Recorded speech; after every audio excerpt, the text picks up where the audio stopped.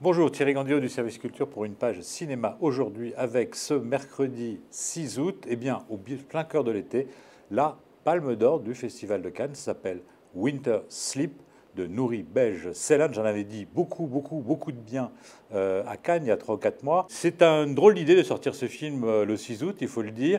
Bon, le producteur, le réalisateur et le distributeur ont choisi de jouer la contre-programmation.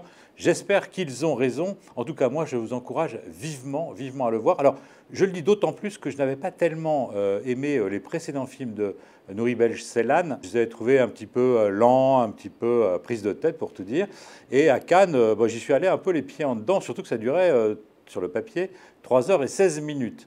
Eh bien, finalement, j'ai eu raison d'y aller, d'abord parce qu'il n'a pas le Palme d'Or, ça a été quand même une faute professionnelle, mais en plus parce que j'ai trouvé ça absolument extraordinaire. Alors, c'est un film, évidemment, c'est un film pour amateurs de cinéma. Hein. C'est pas Où est passée la 7e compagnie, ni Terminator, ni La planète des singes. C'est un film qui se passe donc en hiver, qui se passe en Cappadoce, vous savez, cette magnifique région de Turquie où il y a des montagnes et des habitations troglodytes.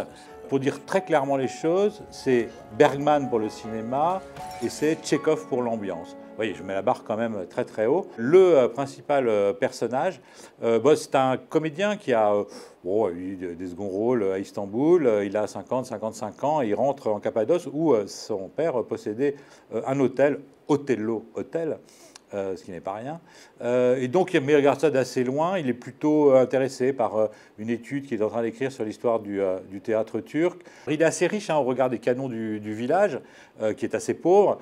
Mais il y a des tensions, justement. Et en fait, le film commence le jour où il se fait balancer une pierre sur son 4x4. Et en fait, on apprend assez vite, je peux le dire, qu'il s'agit d'un petit garçon et que ce petit garçon, son père, a été, disons, un petit peu dépouillé par le personnage principal parce qu'il ne payait pas son loyer.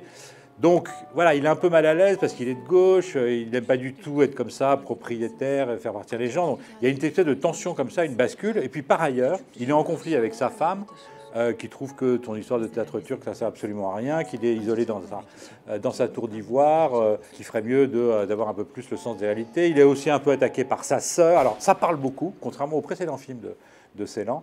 Ça parle beaucoup, chant contre chant, comme ça, très bergmanien. Et moi, je veux dire, absolument, j'ai été rivé pendant 3 heures et 16 minutes. Alors, j'espère vous avoir communiqué ma passion pour ce film. Et puis sinon, vous pouvez toujours aller voir Lucie de Luc Besson.